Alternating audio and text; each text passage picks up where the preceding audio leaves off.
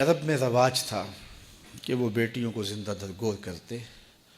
پھر مٹی برابر کر دی جاتی، کوئی قبر کا نشان نہ ہوتا، نہ کوئی کتبہ لگتا، نہ پھول ڈالے جاتے، نہ پھر ان کے لیے کوئی آنسو بہاتا، نہ کوئی احتجاج ہوتا، نہ اس کے لیے اس دور میں کوئی موم بتی جلانے والی آنٹیاں تھیں کہ جو اس کی یاد مناتی۔ سب سے پہلے جس پاکیزہ وجود نے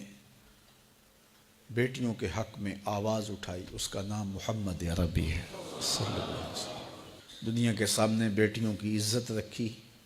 بیٹیوں کا وقار رکھا۔ قیامت کے دن جب میدان حشر لگے گا تو آپ جانتے ہیں سب سے پہلا سوال نماز کا ہوگا اور سب سے پہلا فیصلہ قتل کا ہوگا، اور ان میں ترجیحاً ان بچیوں کا کیس پہلے لایا جائے گا جو زندہ درگور کر دی گئی، اور احکم الحاکمین کا دربار ہوگا۔ ظالم مجرم باپ کھڑے ہوں گے، اللہ ان بچیوں سے سوال کرے گا تمہیں کس جرم میں قتل کیا گیا، تمہارا قصور کیا تھا۔ اسباب جرم تو مجرم سے پوچھے جاتے ہیں نا کہ تم نے یہ جرم کیوں کیا۔ علماء فرماتے ہیں کہ ان بیٹیوں کے ظالم باپ اس قابل نہیں ہیں کہ اللہ ان سے بات بھی کرے، اس لیے ان سے نہیں پوچھا جا رہا، ان بچیوں سے پوچھا جا رہا ہے بِأَيِّ ذَنبٍ قُتِلَتْ، تمہیں کس جرم میں قتل کیا گیا، کیا قصور تھا کہ تمہارے ظالم باپ تمہیں زندہ درگور کر گئے۔ میں کل سے یہ سوچ رہا ہوں کہ ایک عدالت تو ان بچیوں کی لگے گی اور ایک اور عدالت لگے گی جس میں زینب بھی کھڑی ہوگی، اور اللہ زینب سے بھی پوچھے گا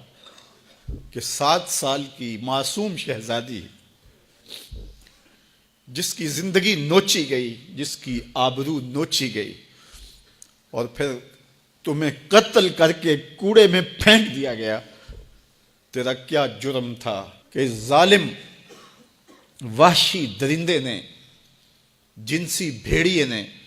تیرے ساتھ یہ بدترین سلوک کیا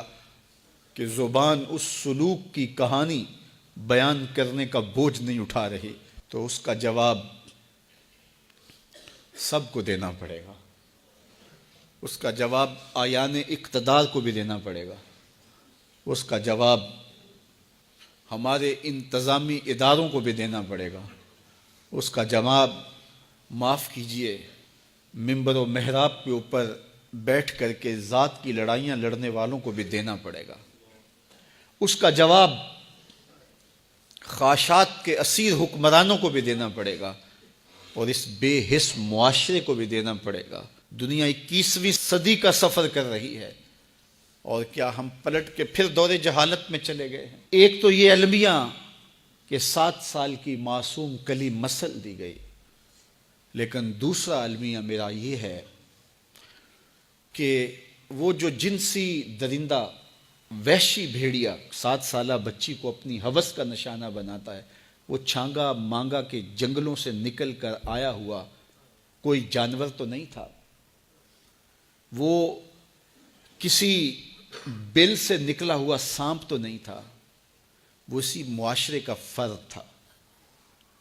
اس کو کسی ماں نے جنم دیا، کسی باپ کی آغوش تربیت میں رہا، کسی درس گاہ میں بھی گیا ہوگا، اس کے دوستوں کی بھی ایک سوسائٹی ہوگی، اس کے گھر کے قریب کوئی مسجد ہوگی جہاں کبھی کبھار وہ خطبہ جمعہ کے لیے شاید چلا جاتا ہو۔ کیا ان میں سے کوئی ایک بھی نہیں تھا جو اس کو درندہ بننے سے روک کے انسان بنا دیتے؟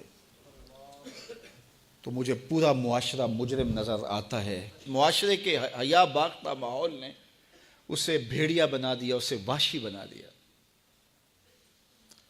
تو آج میں اور آپ دیکھیں ہمارے تعلیمی ادارے بچوں کو پیسے کمانے والی مشین بنانے کی کوشش میں لگے ہوئے ہیں، اور والدین کی بھی خواہش ہے کہ ڈاکٹر بنے تو پیسے زیادہ کمائے گا یا انجینئر بنے تو پیسے زیادہ کمائے گا۔ تو ہم بچوں کو انسان بنانے کے لیے سکول کالج میں نہیں بھیجتے، پیسے کمانے والی مشین بنانا چاہتے ہیں۔ مجھے معاف کیجئے گا، دینی ادارے، مسجدیں، خانقاہیں، منبر و محراب اپنی ذمہ داریوں سے کما حقہ عہدہ برا نہیں ہو رہے۔ یہاں فرقہ وارانہ لڑائیوں نے ہمارے وہ موضوع چھین لیے جس سے قوم سازی کا عمل ہوتا تھا۔ ہمارے آیان اقتدار، ہمارے منبر و محراب، ہماری دانشگاہیں، ماں باپ اپنی اولادوں کی اچھی تربیت کے لیے کوشاں ہو جائیں تاکہ اس طرح کے واقعات روح پذیر نہ ہوں اور ہماری بچیوں کی آبرو بھی سلامت رہے اور ہمارے بچے بھی جنسی درندے نہ بنیں۔ حکمرانوں کی شکلیں دیکھیں، ان کے مکروہ چہرے دیکھیں اور ان کے رسمی بیان دیکھیں،